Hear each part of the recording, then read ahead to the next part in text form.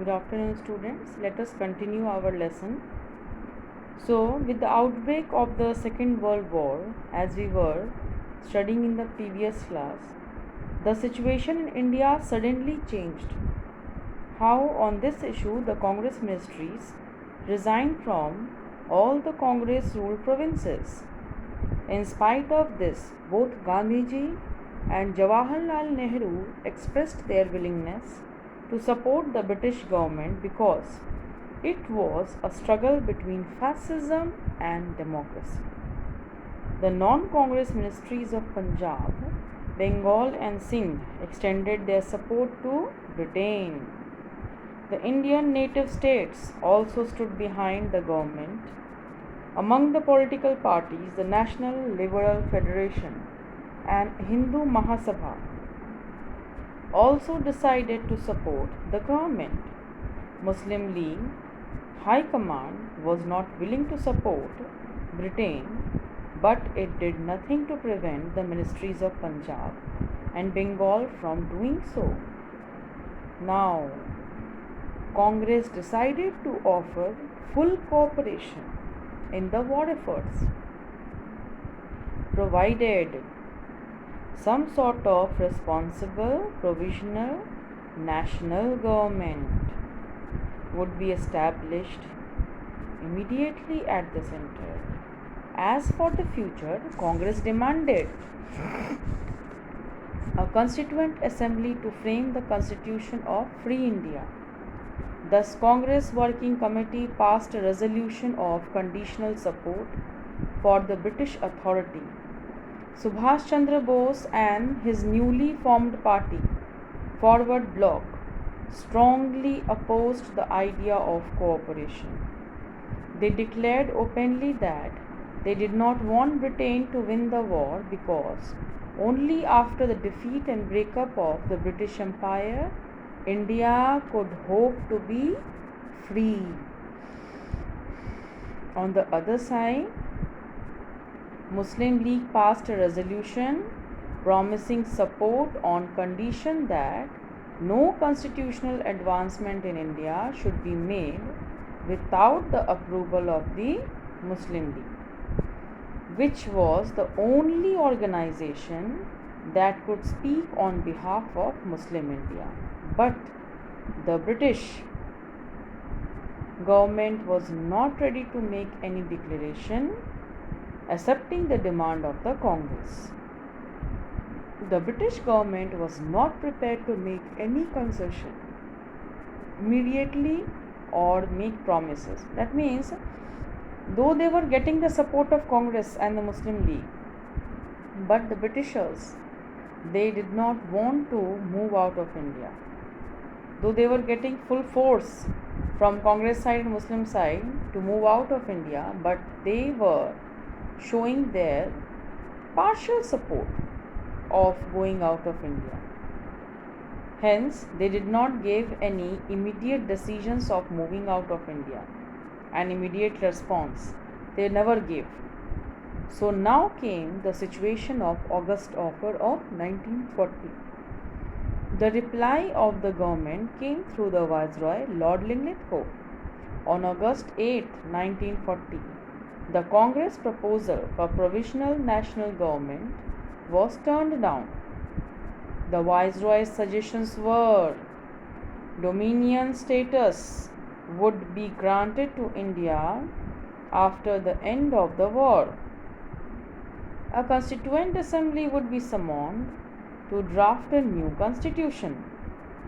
The interest and the rights of the Muslims would be safeguarded by the said constitution. The government would never agree to a constitution which did not enjoy the support of the Muslim League and other minorities. Few nominated Indian members would be included in the expanded Viceroy's Legislative Council. A war advisory committee would be formed by inclusion of native rulers to aid and advise the government. This August offer, as it came to be known, was rejected by the Congress on the following grounds. There was no suggestion for provisional national government, and it encouraged anti-Congress forces like the Muslim League. On the other hand, the Muslim League remained firm in their demand for Pakistan. It became clear. So, what happened? In dominion status would be granted to India after the end of war, and a constitution would be summoned with a new draft. The interests of the rights of Muslims should be safeguarded in that. The government would never agree to a constitution which did not enjoy the support of Muslim League. And when Britishers were telling that in their constitution they are supporting somehow to the Muslim League also, not only totally to the Congress. So, a war advisory committee would be formed by the inclusion of native rulers to aid and advise the government. The August offer, as it came to be known, was rejected by the Congress on the following grounds. There was no suggestion for provisional national government. It encouraged anti-Congress forces like the Muslim League. On the other hand, the Muslim League remained firm in the demand for Pakistan. It became clear to the Congress that the British government would not change or modify its policy. Ultimately, at Ramgarh Congress in May 1940, Gandhiji agreed to launch civil disobedience. As Gandhiji got the response from the British side that they would not change or modify their decisions which were taken in August offer, and which was not accepted by Congress of providing Muslims certain benefits in their constitutions. So now they started the civil disobedience movement. And what were the benefits of the Muslim League? Muslim League's different state, different nation was the only demand of Muslim League. So if from the starting only that interest was provoked from the British side, then 100% a division of India was there, and the Congress was going to lose the part of India. So it became clear to the Congress that British government would not change or modify its policy. Ultimately, at the Ramgarh Congress in May 1940, Gandhiji agreed to launch civil disobedience. But this would be individual satyagraha by volunteers personally selected by Gandhiji for this purpose. They would offer anti-war speeches only. Acharya Vinoba Bhave was selected by Gandhiji to start the satyagraha on 17th October 1940. Prominent Congress leaders including Nehru and Vallabhbhai were arrested before they could offer satyagraha. The movement could not achieve much because of its limited nature, and the movement was ultimately withdrawn in December 1941. Thus, the arrival of Cripps mission. In the meantime, the war situation became very critical. After occupying Poland, Belgium, Holland, Norway, and France, Germany attacked Russia on 22nd June 1941. Having joined the Axis powers, Japan made a sudden attack on American fleet at Pearl Harbor. Japan soon captured Philippines, Indochina, Indonesia, that means it was moving forward to the India's boundary, and marched towards Assam. Thus they brought the war to India's doorstep, near to India. Now what was going to happen? The only danger was India is now going to come under Japanese rule. Might be it can happen. So the British army was facing defeat after defeat. In Southeast Asia, there was pressures on Britain from Russia, America and China to reconsider their Indian policy so that Indians could cooperate with the British against Japan's attack. The British government was now in a very desperate condition to seek the support of Indians in war effort. The government decided to send Sir Stafford Cripps, a member of War Cabinet, to India after the fall of Rangoon to the Japanese. Cripps came to India on 22nd March 1942 and started discussions with the representative of the Congress.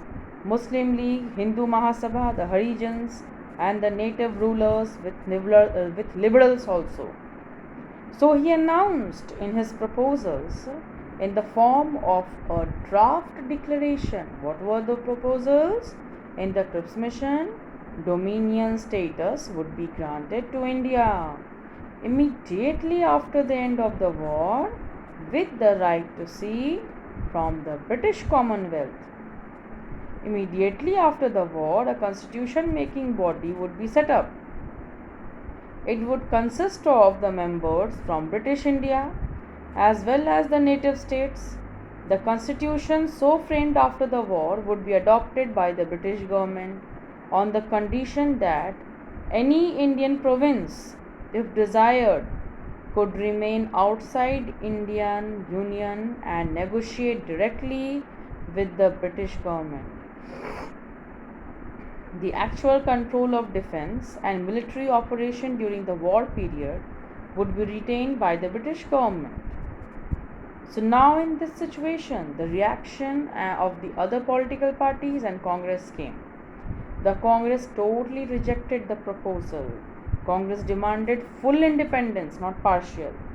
But Cripps now offered dominion status only, which Congress had already rejected. Dominion status would be granted to India immediately after the end of war, right to cede from British Commonwealth. That means a dominion status would be provided, but partially. That means the Indians were somehow going to be controlled by the Britishers also.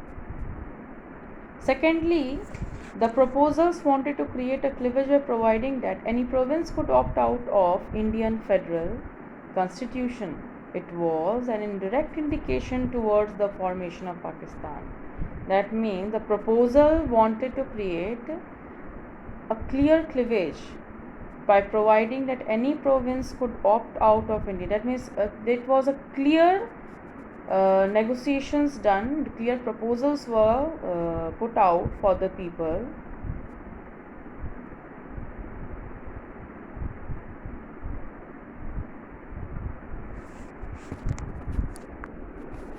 Video ही नहीं बनता इसमें.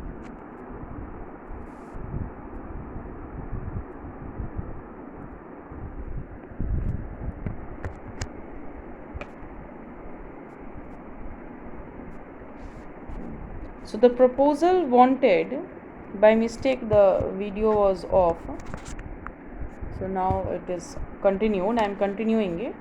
So the proposal wanted to create a cleavage by providing with any province could opt out of Indian federal constitution.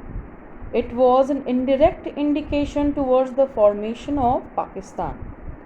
Thirdly, the Indian native states were also given the right to secede from Indian Union. Fourthly, the Congress proposal for forming a war council with the Indian leaders was also denied. And fifthly, all proposals were to be implemented in future, as Congress did not rely on future promises. That means they wanted immediate response. They do not now believe in future promises. Gandhiji condemned the proposal as the post-stated check on a crashing bank. So he was prepared that if this particular negotiation is not finalized, the future is not in their hand.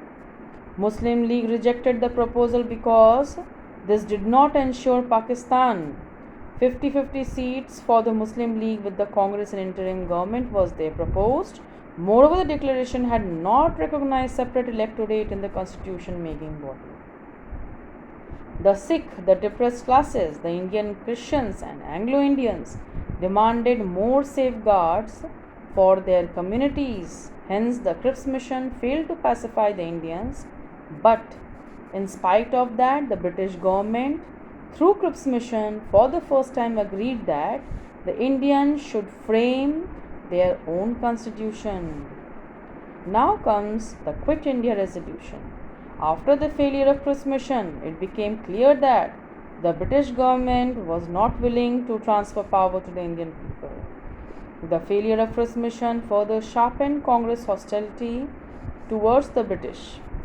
The arrival of Japan to India's eastern frontiers aroused among the Congress mixed feeling of fear and hope. There was apprehension that India might meet the fate of Malaya and Burma, and Japan would be the new imperialist. Nehru's anti British attitude did not condone Japan's aggression. Underneath the fear was the hope that Japan might come and rule India. So, arrival of Japan in India's eastern frontiers aroused among the Congress a feeling of fear, but a hope was also there that very soon Britishers are going to move out of the India's boundary to liberate India from the British rule. This was partly born of the hostility towards the British and partly with the assurance given by the General Tojo. The Prime Minister of Japan and the Indian leader Subhash Chandra Bose. Tojo had proclaimed India is only for Indians and not for the British. Subhash Chandra Bose had already escaped from India to Berlin in January 1941 and then to Tokyo and Singapore. He assured the Indians from Azad Hind Radio, Germany 1942, that Japan had no designs to cover India. Wrapped in this mood of frustration, hostility, fear, and hope, Congress looked forward Gandhiji for guidance and had lost all faith on the British government and now wanted all the attempt to compel the British authority to withdraw from India. His viewpoint was that the presence of British in India is an invitation to Japan to invade India.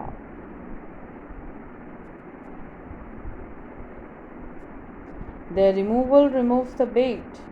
Thus, except Rajagopalachari, all the Congress leaders accepted Gandhiji's view on the point, and only Rajagopalachari wanted to accept Crisp proposals and the principle of Pakistan. He did not agree with Gandhiji and tendered his resignation from Congress.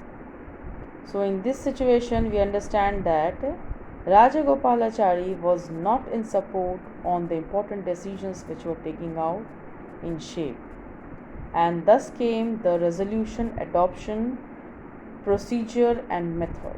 What was that? After long discussion on 14 July, the Congress Working Committee adopted the Quit India resolution, which was to be ratified at Bombay AICC meeting in August, and on 8th August 1942 the ACCI passed the Quit India resolution. Gandhiji then gave his clear call to all the sections of people to participate in this movement. His message to the country was, everyone is free to go to the fullest length under ahimsa to complete the deadlock by the strikes and other non-violent means. Satyagrahis must go out to die, not to live. They must seek and face death. It is only when individuals go out to die that the nation will survive. Karenge ya marenge. Do or die. Congress leaders gave the call for driving out British but did not give any specific or concrete direction of line of action. Though Congress leaders were giving the call of final movement of British out of India, but their planning was not perfect. They were not giving in a plan of action to be followed all the people to follow it, the followers of Congress. So the British government viewed any such idea as a rebel. They just thought that it is a rebel, a violent rebel, and Viceroy took a strong attitude towards the Quit India resolution, and thus before the Congress could start the movement, early in the morning on 9th August, Gandhiji and all the leading Congress leaders were thus arrested. Congress was also declared illegal by authority. So this was the clear problem which Congress was facing in that situation. The only thing was the Congress leaders' main target was to move Britishers out of India, and to complete this struggle, to complete this method, now their attitude was getting violent also. So, according to Quit India resolution, the methods which were followed should be the non-violent method.